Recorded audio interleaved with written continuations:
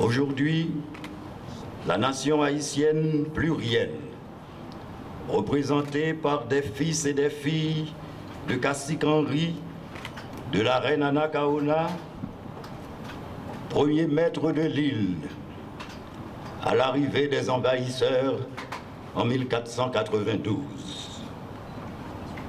Des descendants des esclaves de la lointaine mer Afrique et de ceux aussi de la vieille Europe, jadis colonialiste, tous unifiés par les valeurs de liberté et d'égalité, ont décidé de célébrer la vie d'un homme dont les paroles prophétiques, il y a 224 ans, résonnent encore comme des refrains innés dans le subconscient de l'Haïtien et s'écrivent sur les pages de l'histoire universelle comme des fractales qui se bousculent dans les profondeurs des racines de la conscience humaine en révolte.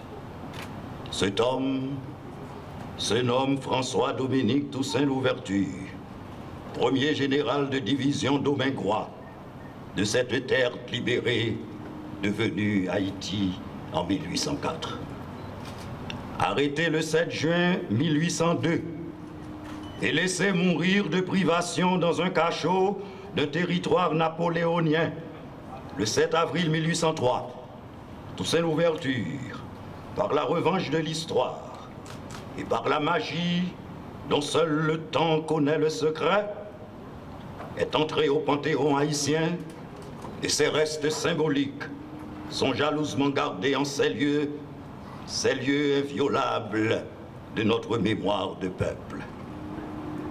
Le précurseur nous pardonnera de paraphraser ici Napoléon qui croit vivre, vaincu et sans gloire, c'est mourir chaque jour.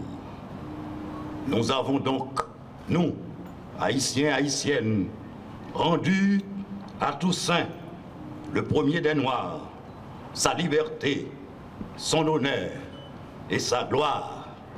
Car, comme dit le philosophe, il y a quelque chose de plus fort que la mort, c'est la présence des absents dans la mémoire des vivants. Excellences, Mesdames, Messieurs, nous vivons des moments douloureux et délicats avec des frères et sœurs devenus des réfugiés dans leur propre pays. 2 millions de compatriotes en détresse alimentaire, plus de 6 millions en situation de sous-humanité et toute une population prise en otage par des groupes armés. Mais le gouvernement de la République est constamment à leur chevet avec les faibles moyens dont dispose l'État, tout en maintenant le fonctionnement régulier de la République. Nous commémorons 2 événements qui, dans leur portée symbolique, n'en font qu'un. La disparition de Toussaint Louverture, précurseur de notre indépendance, et l'édification du Mupana, ce sanctuaire dédié à sa mémoire et à celle de ses héritiers. Je viens de déposer une gerbe de fleurs au pied du monument élevé à la gloire de Toussaint Louverture. Ce geste simple relève d'un devoir de mémoire et d'une piété civique essentielle. Car devant ce monument, nous ne saluons pas seulement un gouverneur ou un stratège. Nous nous inclinons devant une certaine idée de la dignité humaine. Il y a 223 ans, dans la cellule glacée du fort de Joux, loin des tropiques et de sa terre natale, l'Empire crut faire taire un homme. Il enchaîna son corps, sans comprendre qu'il libérait une conscience appelée à traverser les siècles. Le 7 avril 1803, face à l'oubli imposé, Toussaint Louverture laissa ces mots devenus prophétie. En me renversant, on a abattu à ces domaines que le tronc de l'arbre de la liberté. Il repoussera par les racines, car elles sont profondes et nombreuses.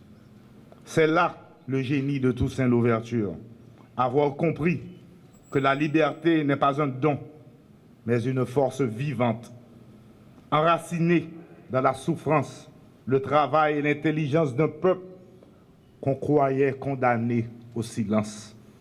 Aujourd'hui, nous sommes ces racines.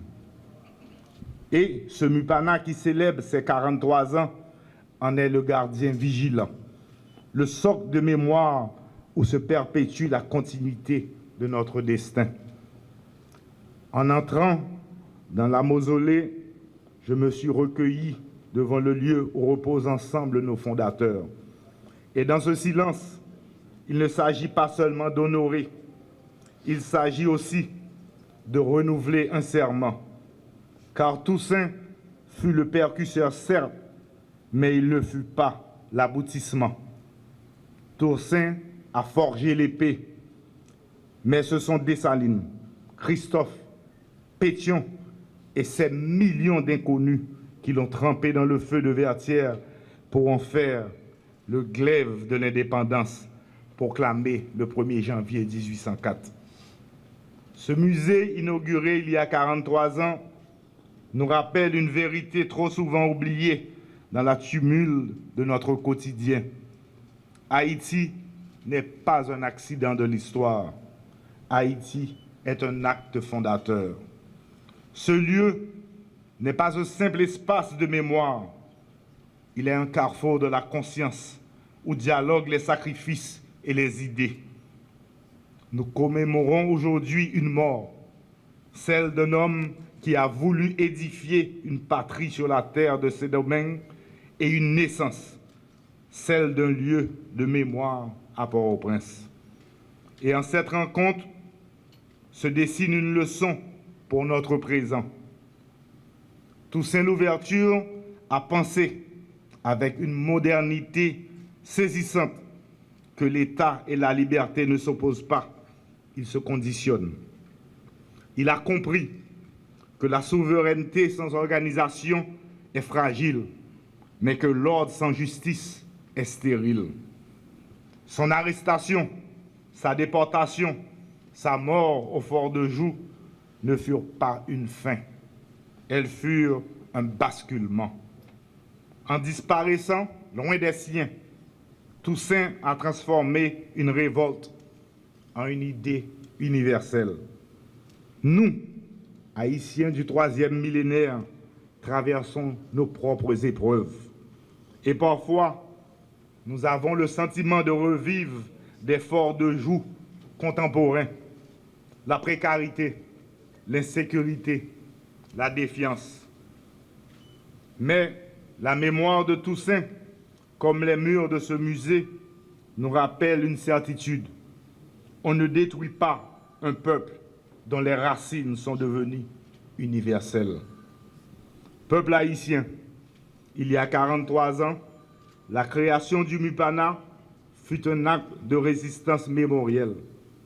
Dans les périodes de doute, il affirme une évidence. Nous avons déjà prouvé que les possibles pouvaient devenir naissance. Le 7 avril 1803, un homme s'éteignait. Le 1er janvier 1804, une nation naissait. Le 7 avril 1983, un sanctuaire, le Mupana, fut élevé afin d'en préserver la mémoire. En ce 7 avril 2026, nous en sommes les dépositaires exigeants. Que la mémoire de nos ancêtres éclaire nos choix. Que l'exemple de Toussaint Louverture fortifie notre responsabilité. Que le courage de ce génie demeure dans le temps, long de l'histoire, une source de vive inspiration, d'élévation et de conscience pour notre jeunesse. Nous nous engageons ici maintenant, avec la force du souvenir et la clarité du devoir, à préserver cet héritage, à protéger cette flamme et à servir une République fidèle à ses fondations les plus sacrées. devant l'histoire qui nous juge, devant la nation qui nous interpelle, devant la mémoire de ceux qui nous ont précédés, nous réaffirmons notre volonté avec constance, avec fidélité et surtout avec un profond sens du sacré républicain. Vive Toussaint Louverture, vive le Mupana, vive Haïti.